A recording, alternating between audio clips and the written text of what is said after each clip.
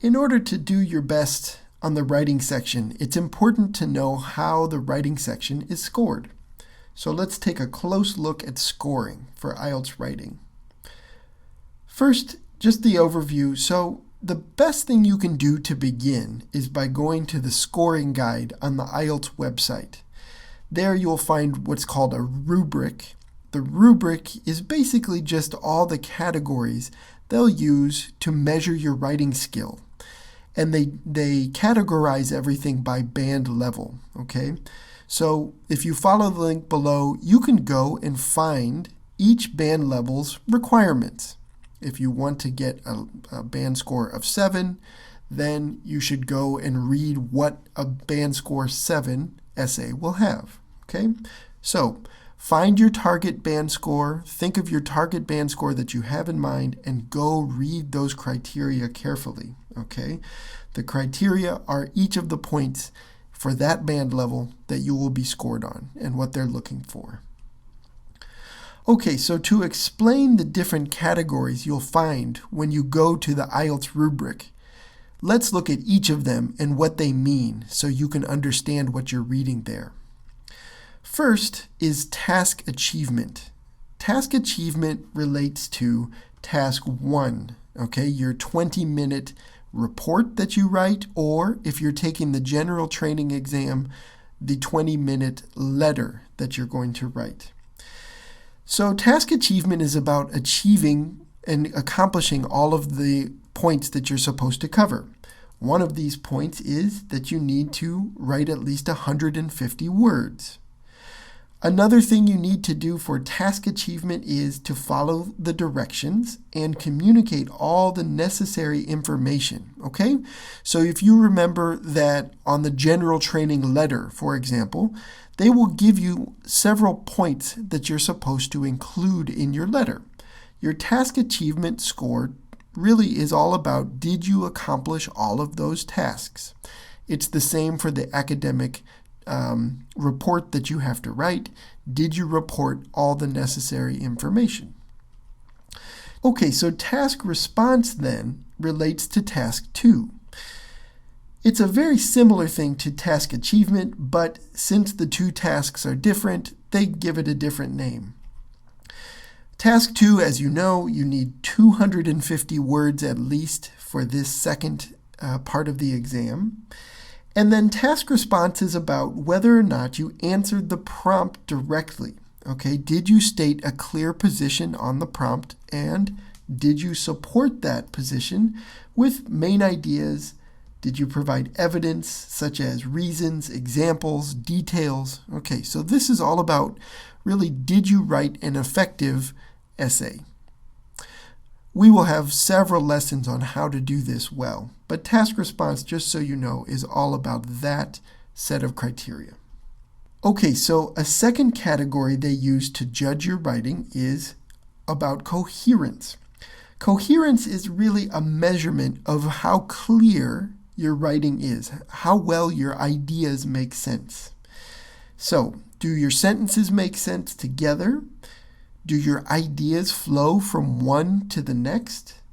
Or are there logical gaps? Are there places where it seems like an idea is missing? Or do your ideas really flow clearly together? That's what they want to see for coherence. Related to that, cohesion is about how your ideas connect together.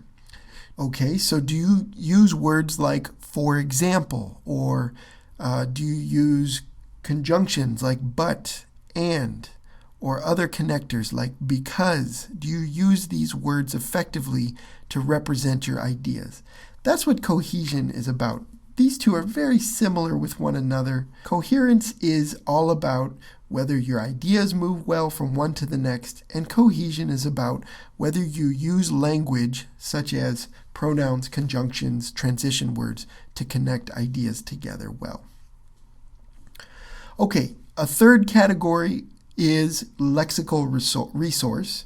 Okay, this really just means demonstrating your vocabulary. They want to see you using a wide range of vocabulary words accurately and appropriately. Okay, so they're focusing on things like collocation. Collocation is a really fancy word for using phrases in the right way or appropriately. So for example, we could take a phrase like inside look. Okay, inside look, maybe you're familiar with that phrase or maybe you're not, right? Inside look here is a meaning to get information about something that is usually private or unavailable for the public to see. Okay, that's how we use inside look. So, as an example, getting to see what happens on the set of a TV show. That would be an inside look situation. And we could make the sentence, the documentary provided an inside look of the king's private life. That is a correct use of this phrase, a correct collocation. But if you tried to use that phrase this way, I want to give you an inside look of my backpack. Okay, do you see how that inside look, this person is just saying, go ahead and look inside my backpack. But this is funny because we use inside look to discuss things that are usually private or unavailable for the public to see. Okay, I suppose maybe a backpack could qualify there, but in general, we're talking about things like the lives of movie stars or politicians and getting to see what they do. All right, anyway, the point is, they are looking for your use of words and phrases and whether or not you use them appropriately. So that's something to focus on. Finding lots of examples of how words are used and used appropriately as you're studying vocabulary. So collocation is one factor. Another one is register. And this is whether or not you use formal and academic writing conventions. You are supposed to write in a formal way for everything on the IELTS except if you're writing a letter that is informal, such as a letter to a friend for the general training, task 1. Everything else should have a formal tone. So register means that you're going to do things like avoid contractions, okay? Contractions are considered less formal. Again, if you're writing task 1, a letter to a friend or somebody you know well, you could use contractions there. But as a general rule, my suggestion is don't use contractions on IELTS writing, okay? It's better to just avoid them altogether because they are less formal. You want to maintain an academic tone in your writing. So that means avoiding things like this, okay? I think that idea is stupid is definitely not a sentence you want to include in your formal writing. Okay, I think that's obvious. But just to point out that this second sentence is much better and much more formal. I strongly agree with that idea. This would be an academic way to say this concept. This would be something you really want to avoid to keep the correct register. Okay, you also want to avoid slang or informal language, right? The kinds of things you type when you're text messaging your friends do not make good structures for your writing on the IELTS. So, for the final category here, grammatical range, really what we're looking at here is just using a wide variety of structures and using them accurately. Keep in mind, though, that this does not mean you should be writing really, really long sentences all the time. Okay, long sentences in English sometimes get confusing. This does mean that you should vary your sentence structure. You should not use the same basic structures over and over. For example, many of my students have sentence structures very frequently like this. Now, these are very simple and basic sentences, but you should go check your writing. Do you use the be verb, am, is, are, was, were, as your main verb over and over and over again? That's a very common thing for non-native English speakers and for native English speakers as well.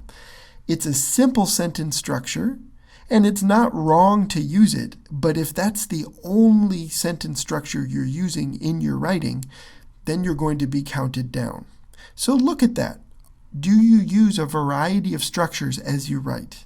And if not, go back and edit your writing so that you're trying to say things in different ways.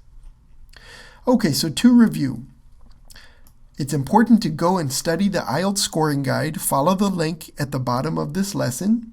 Okay, and what we tried to do in this lesson is just go over the 4 categories of scoring so you understand what they are. And when you go to the scoring guide, what they say there will make more sense to you. As you look at the band score you are trying to achieve, you look at each of these 4 categories and exactly what you're supposed to do to get that score.